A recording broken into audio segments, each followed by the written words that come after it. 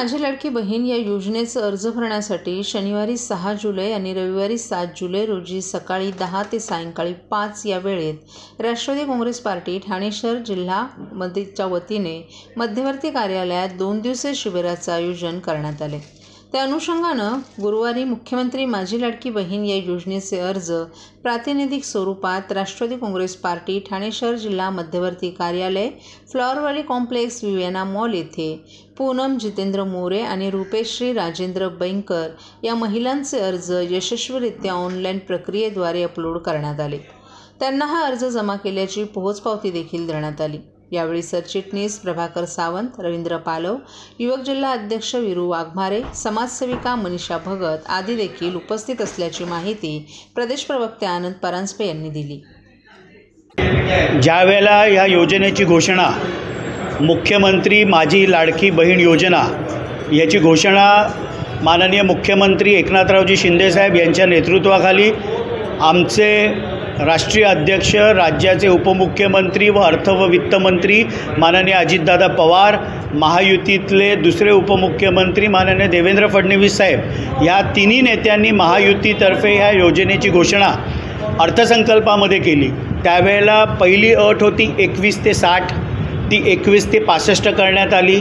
मग डोमिसाईल एक अट त्याच्यामध्ये होती, ज्याच्यामध्ये अनेक अडचणी माझ्या माता भगिनींना तो फॉर्म फिलअप करता येईल, तर ती शिथिल करून त्याच्याऐवजी जन्मदाखला, रेशन कार्ड, नवऱ्याचा डोमिसाईल अशा प्रकारची त्याच्यात सूट देण्यात आली। त्यानंतर जो उत्पन्नाचा दाखला होता हा केशरी आणि पिवळ्या रेशन कार्ड धारकांसाठी, माझ्या माता भगिनींसाठी काढण्यात आला। फक्त जर पांढरं रेशन कार्ड असेल तर 2.5 लाखापेक्षा कमी उत्पन्न आहे हे त्यांनाच फक्त आता उत्पन्नाचा दाखला लागणार आहे। आणि मी खास करून विशेष आभार आमच्या मंत्री अदितीताई तटकरे ज्यांच्या विभागातर्फे महिला व बालकल्याण विभागातर्फे ही योजना राबवण्यात येत आहे, त्यांच्या कार्यालयाकडनं सातत्याने होणारे बदल आम्हाला सूचित करण्यात येत होते। नारी शक्ती ॲपमध्ये काही अडचणी येत आहेत का, काही त्याच्यामध्ये तुमची सूचना आहेत का, असा देखील फीडबॅक त्यांच्याकडनं घेण्यात आला। म्हणून ही योजना यशस्वी करत असताना यावेळेला मी खास करून आमच्या मंत्री अदितीताई तटकरे यांचे विशेष आभार मानेन।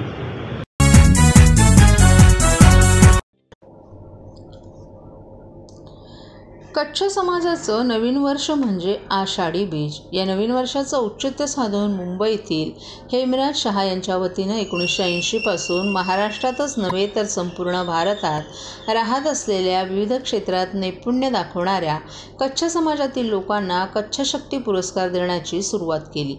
आपल्यालाही सन 2000 साली शैक्षणिक क्षेत्रात कच्छ शक्ती पुरस्कार देऊन गौरवण्यात आलं होतं। त्यावेळी आपल्याही मनात आलं की ठाण्यातही कच्छ वागड या समाजाचे असंख्य लोक राहत असून या समाजातील लोकही विविध क्षेत्रात नैपुण्य दाखवून नावाजलेले आहेत।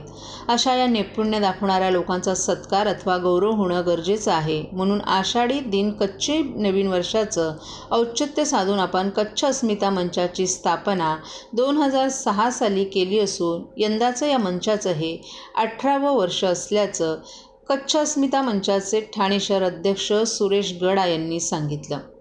विविध स्तरावर नैपुण्य दाखवणाऱ्या व्यक्तींचा, तज्ज्ञांचा, विविध राजकीय पक्षातील मान्यवर, प्रतिष्ठित लोकप्रतिनिधी, विविध क्षेत्रातील उच्च पदाधिकारी यांच्या हस्ते कच्छ पागडी देऊन सत्कार केला जात असून त्यांनी केलेल्या चांगल्या कामाची पावती दिली जात आहे। तसंच या कार्यक्रमाद्वारे त्यांचा आत्मविश्वास आणि समाजातील कार्याची गोडी वाढवण्याचं काम या मंचाचे अध्यक्ष कच्छ पागडी कोणा शिरे या शीर्षकाखाली सन 2006 पासून करत आहेत। 2006 पासून ते 2023 पर्यंत अतिशय चांगल्या प्रकारे समाजसेवा करणाऱ्या, शैक्षणिक आणि वैज्ञानिक क्षेत्रात उल्लेखनीय कामगिरी बजावणाऱ्या, व्यापार क्षेत्रात यश संपादन करणाऱ्या 85 व्यक्तींना कच्छ पागडी देऊन सन्मानित करण्यात आले। 2006 ते 2023 पर्यंत 85 लोकांना विविध क्षेत्रात नैपुण्य दाखवणाऱ्यांना सन्मानित करण्यात आले। अशा प्रकारे गेली 17 वर्ष विविध क्षेत्रात नैपुण्य दाखवणाऱ्या कच्छ समाजातील लोकांचा कच्छ पागडी देऊन गौरव करण्यात आलाय। या उपक्रमात समाजातून चांगला प्रतिसाद मिळत असून दरवर्षी या कार्यक्रमाची लोक आतुरतेनं वाट पाहत असतात। यावर्षी पागडी कुणाला मिळेल याची उत्सुकता लोकांना लागून राहते। 2024मध्ये यावर्षी 7 जुलै रोजी राम गणेश गडकरी रंगायतन येथे रात्री 7:30 वाजता कच्छ पागडी कोणा शिरे या कार्यक्रमाचं आयोजन करण्यात आलं आहे। या कार्यक्रमाला प्रमुख अतिथी म्हणून राज्याचे मुख्यमंत्री एकनाथ शिंदे, खासदार नरेश मस्के, कल्याण लोकसभेचे खासदार श्रीकांत शिंदे, आमदार संजय केळकर, आमदार प्रताप सरनाईक, माजी आमदार रवी फाटक तसंच विविध मान्यवरांच्या हस्ते कच्छ पागडी देऊन त्यांचा सन्मान करण्यात येणार असल्याची माहिती आज एका पत्रकार परिषदेत कच्छ अस्मिता मंचाचे ठाणे अध्यक्ष सुरेश गळा यांनी दिली आहे। किती तारखेला आहे, कुठे आहे आणि कोण कोण मान्यवर येणार आहे?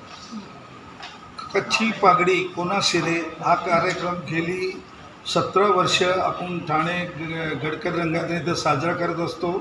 ह्यावेळी 18वं वर्ष आहे आणि ह्यावेळी आपण 6 लोकांना पागडी देऊन त्यांचा सन्मान करणार आहोत। आत्तापर्यंत आपण 85 लोकांना पागडी देऊन सन्मानित केलेले आहे आणि ह्या कार्यक्रमासाठी आपले महाराष्ट्राचे व ठाण्याचे लाडके मुख्यमंत्री माननीय श्री एकनाथजी शिंदेसाहेब, उपमुख्यमंत्री देवेंद्रजी फडणवीस साहेब, ठाण्याचे खासदार नरेशजी मस्के साहेब, कल्याण डोंबिवली खासदार श्रीकांतजी शिंदे साहेब, तसेच आत्ता निवडून आलेले निरंजनजी डावखरे, त्याचप्रमाणे संजयजी केळकर, प्रताप सरनाईक आणि रवींद्र फाटक, तसेच आमचे ठाण्याचे समाजाचे अग्रगण्य दीपकभाई भेदा, टिपटॉपवाले मनोजभाई शाह, MCAच्या ग्रुपचे जितेंद्र मेहता आणि वुडमॉलचे प्रेमजीभाई गाला हे मान्यवर उपस्थित राहणार आहे आणि त्यांच्या हस्ते ह्यावेळी आम्ही 6 लोकांना विविध क्षेत्रात ज्यांनी नैपुण्य दाखवलं आहे, मग ते नारी क्षेत्र आहे, क्रीडा क्षेत्र आहे, एक आमची शैक्षणिक म्हणजे अख्ख्या भारतात तिला 99.80% मिळाल्या अशा मुलीला पण आम्ही त्यांचा सत्कार करणार आहोत।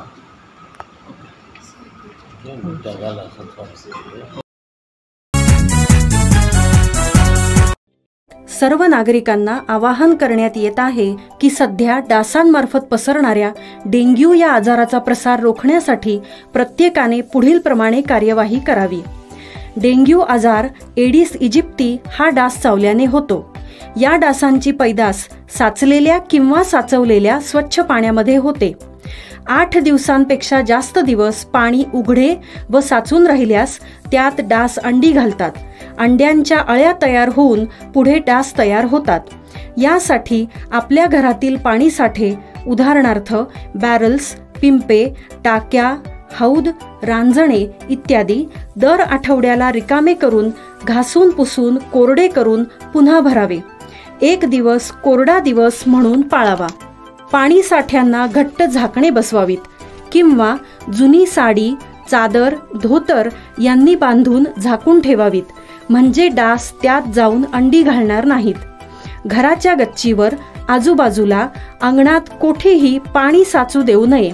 भंगार सामान उघड्यावर टाकू नये, उदाहरणार्थ टायर्स, प्लास्टिक सामान, कुंड्या, टाकाऊ वस्तू इत्यादी।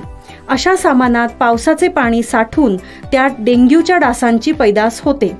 घरातील कूलर्स, फ्रीजच्या पाठीमागील ट्रे हे देखील वेळोवेळी कोरडे करावेत। लक्षात ठेवा, नुसत्या फवारणीने डास घनता कमी होत नाही, तर त्यासाठी डास पैदास ठिकाणे नष्ट करणे ही आपल्या सर्वांची जबाबदारी आहे। कोणताही ताप अंगावर न काढता जवळच्या शासकीय रुग्णालयात मोफत औषधोपचार घ्या। अशा प्रकारे नागरिकांनी सहकार्य केल्यास डेंग्यूचा प्रसार रोखणे सहज शक्य आहे।